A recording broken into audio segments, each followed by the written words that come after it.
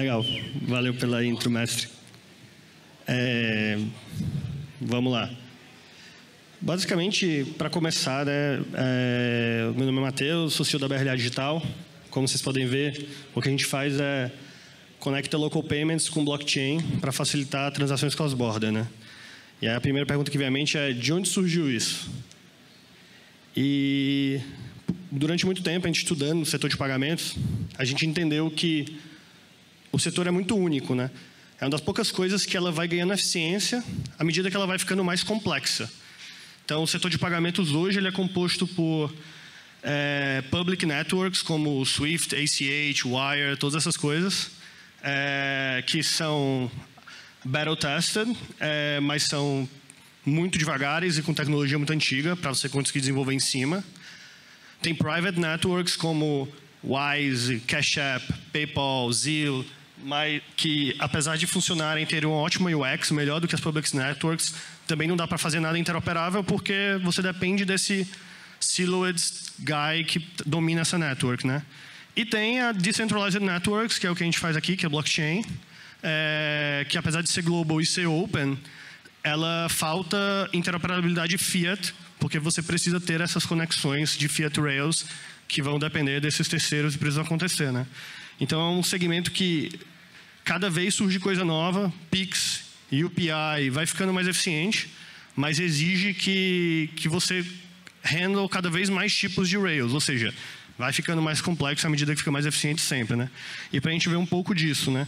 Só de coisas que surgiram desde 2013, Bitcoin, stablecoins, UPI, Pix, Revolut, Cash App, Wise,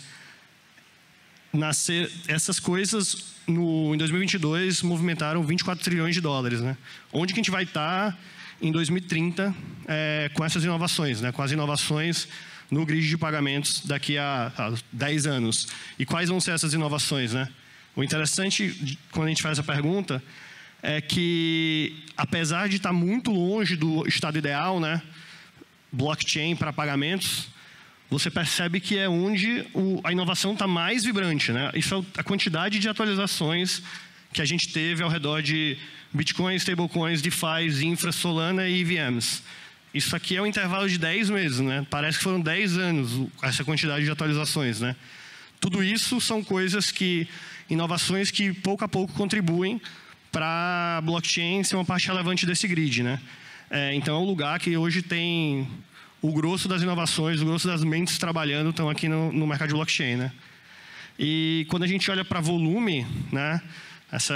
Você vê que stablecoins em 2020 comeu ali a quantidade de TPV do PayPal, né? Que a gente ultrapassou o PayPal em TPV. Em 2022 ultrapassou o Mastercard em DPV e agora estamos caminhando para ser maior que a Visa, né? Em Total Processing Volume, né? Inclusive saiu recentemente uma notícia que nos últimos 30 dias cripto fez mais volume, stablecoins fizeram mais volume do que a Visa, o volume médio da Visa mensal no ano passado, né? Então já está bem próximo desse clash acontecer, né?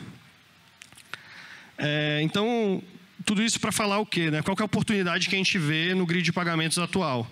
Pô, falta muita coisa no grid. A primeira é a interoperabilidade. Falta muita conexão para fazer o grid ser interoperável, seja conexões para permitir que as pessoas construam em cima das private networks, seja conexões fiat para permitir que tenha interoperabilidade fiat mesmo em blockchain, que é o caso do que a gente faz aqui com a BRLA na nossa stablecoin, né? Falta robustez no sentido de o grid ainda tem muita fraude, ainda é muito arriscado, ainda tem muito friction, que é um outro tema que muitas companhias, como o próprio WorldCoin, está atacando na ideia de ID único global, né, por exemplo. Acessibilidade, então não é tão fácil você se conectar ao grid, por isso que a maioria das empresas contratam serviço de pagamento e elas não fazem, né? Ninguém sai aí lançando seu próprio connection de pagamento direto, está tirando licença de pagamento para fazer conexão. E por fim, escalabilidade, né? Ainda assim a gente escuta Black Friday, tudo cai, dá problema, a gente escuta disso. E aqui é onde entra a maioria das layers, né? Tipo, como o XRP Ledger, para resolver o problema de escalabilidade, principalmente em blockchain, né? Que é um problema que ainda está longe de ser resolvido. E aí aqui é tentando, pô, beleza, vamos picture o futuro que todas essas oportunidades foram endereçadas, né? O que é o grid de pagamentos do futuro, né? É um grid, uma rede real-time que 8 bilhões de pessoas têm acesso, que todas essas networks que a gente acabou de citar, elas são interoperáveis entre si, que pode transacionar trilhões dentro desse grid. Qualquer pessoa ou mesmo entidade, né, negócio ou AI agent vai ter acesso ao grid. E ele é muito facilmente traqueável, né? Ele é invisível ao olho de quem está de fora, né? Você simplesmente manda dinheiro, cai dinheiro do outro lado e você não sabe o que aconteceu, mas é just like magic. Então essa é a nossa visão, por isso que a gente está trabalhando e construindo a BRL Digital, exatamente porque nós queremos update o grid, conectando pagamentos locais com blockchain e stablecoins. A gente acredita que isso vai trabalhar em duas esferas daquelas oportunidades que a gente falou. Vai fazer esse grid ser mais interoperável e mais acessível. E aí, para falar um pouco da nossa parceria com a XRP Ledger, né? Antes disso, falar um pouco da tração, como é que a gente está, né? A gente transacionou 25 milhões de reais em abril, e somado foi 50 milhões de reais desde que a gente lançou em agosto de 23. E dando um spoiler, né, esse mês eu acho que a gente deve ficar próximo de 40 milhões de reais.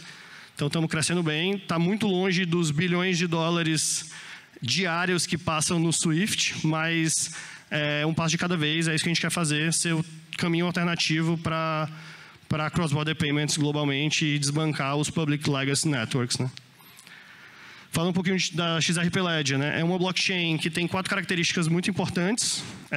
Finalidade rápida, então uma transação ela é final em 4 segundos, 4 a 5 segundos.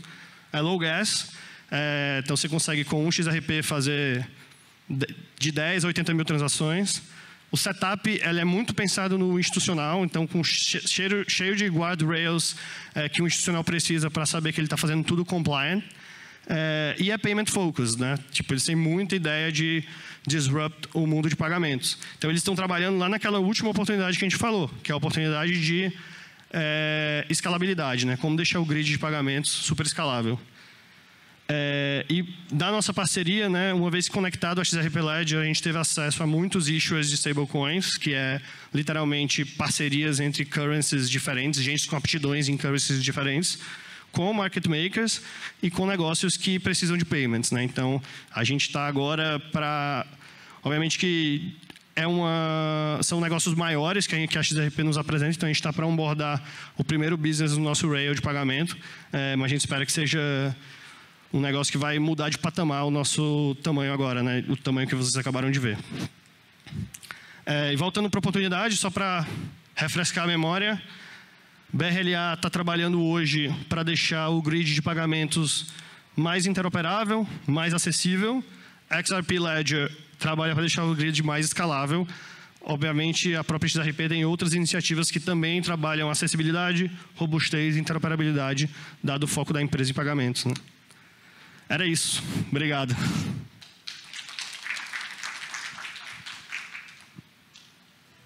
Se alguém tiver perguntas...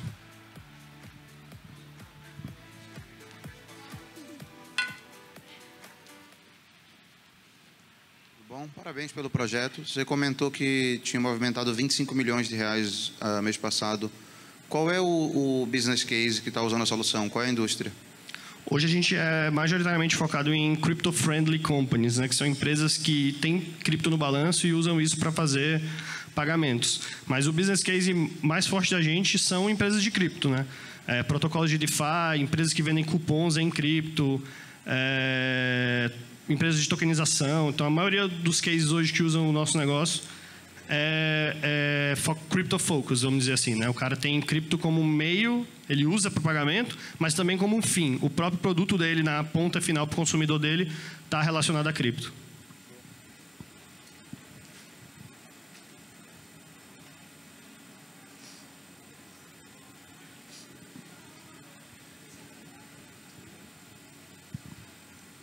Oi, boa tarde. Parabéns pela apresentação. Só uma dúvida a respeito do que você mencionou da parte institucional.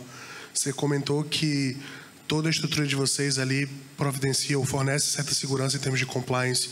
O que exatamente que vocês estão proporcionando nesse sentido? Se vocês têm alguma parceria, enfim, eu queria entender um pouco mais desses guardrails que você comentou.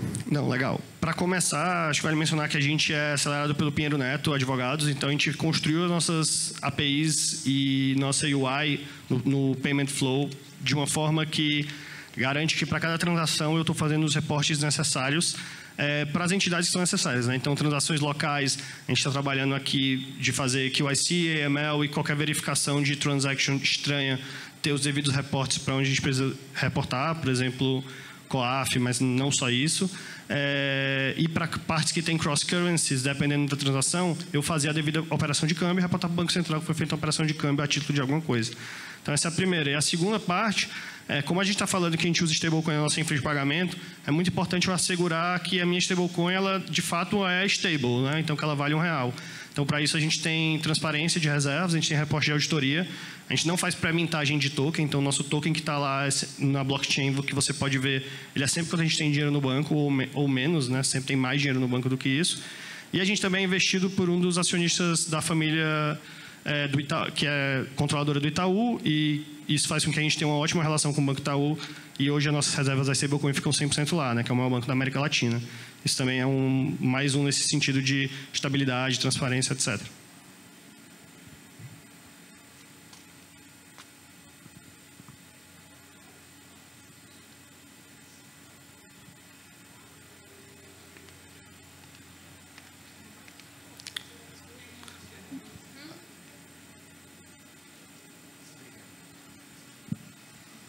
Em relação a crescimento, primeiro, parabéns, né, pelo projeto, mas em relação a crescimento e adoção, queria te fazer uma pergunta, até por tudo que você falou e respondeu também.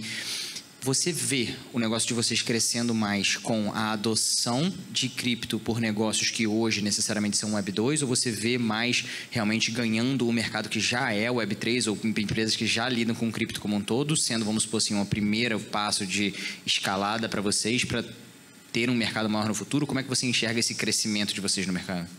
Legal, é a sua última pergunta.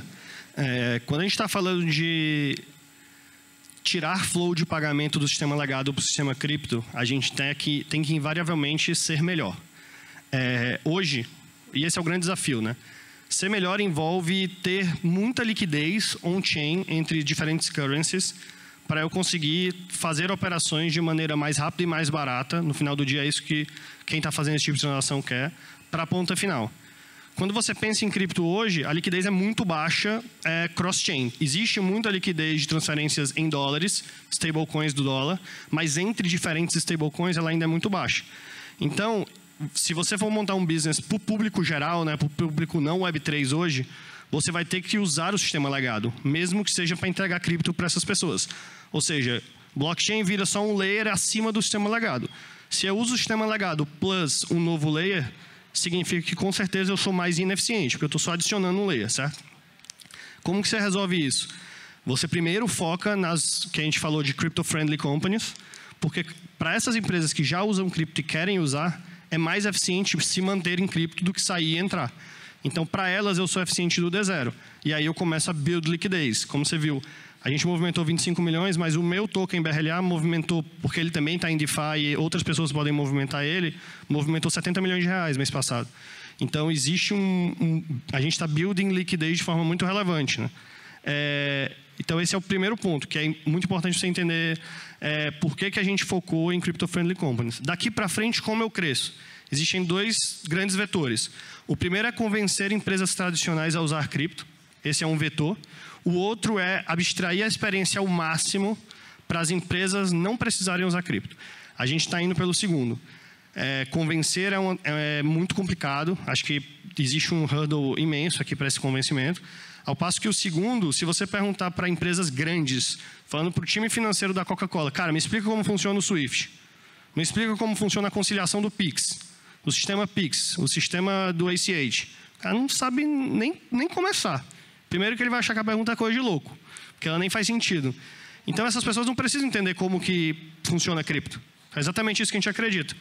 Como que eu tenho o aparato tecnológico e regulatório do ponto de vista de licenças necessárias para eu conseguir abstrair essa experiência ao máximo e uma empresa tradicional simplesmente falar, eu tenho dólares, eu quero pagar funcionários ou whatever no Brasil, ou eu quero coletar dinheiro no Brasil para a minha operação matriz, e ela vai fazer isso de uma forma simples, mais barata, mais rápida e melhor, sem ela saber que está passando por cripto, mas ela está. Esse aqui é o nosso end goal, né? Como chegar aí.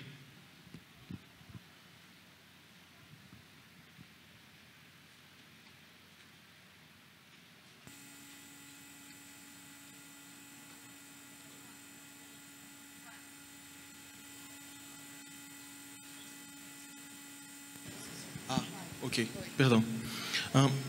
BRLA é um token, correto? Vocês já estão querendo se listarem na Binance ou qualquer outra exchange? Legal. Faz sentido. Como eu falei, né, um dos grandes objetivos da primeira etapa do nosso foco, né, em Crypto Friendly Commodities é criar liquidez ao redor desse token com outros tokens, né, incluindo outras stablecoins. Então, um caminho é eu trazer diversos use cases e empresas para trabalharem diretamente nos seus flows passando por mim. Outro caminho é eu ter uma presença forte em DeFi. E também existe esse caminho, né, que é você ter uma presença forte em centralized exchanges, né? Então, sim, a gente tem conversas com exchanges, hoje a gente não está listado, mas é uma coisa que faz sentido no nosso roadmap. Como é que... vamos dizer, eu embarco, tento usar o BRLA com vocês. O sistema, como o sistema de auditoria de vocês garante para mim que vocês vão ter o meu dinheiro se eu quiser ele de volta? Legal. Hoje a gente está trabalhando exatamente na mesma maneira que a Circle, a emissora do SDC, trabalha, né?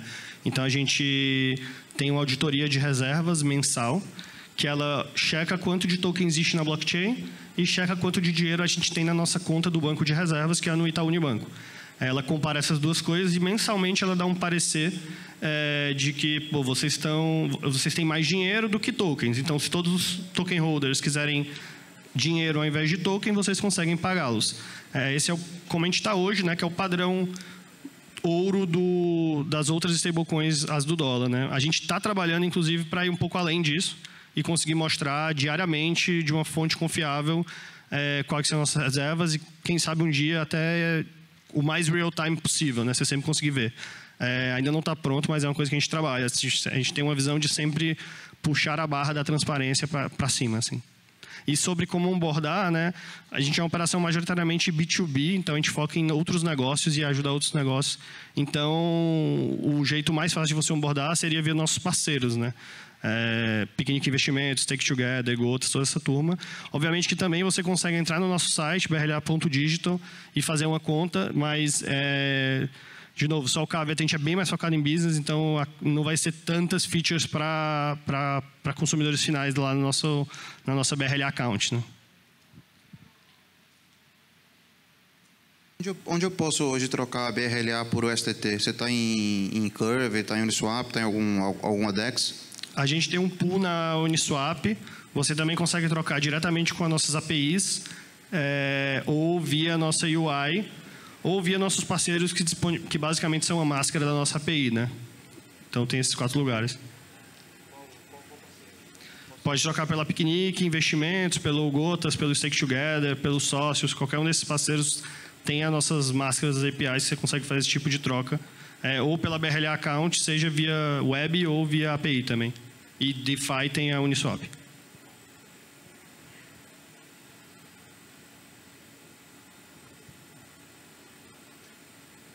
Beleza, acho que é isso. Obrigado, gente. Atei seus braços pra você não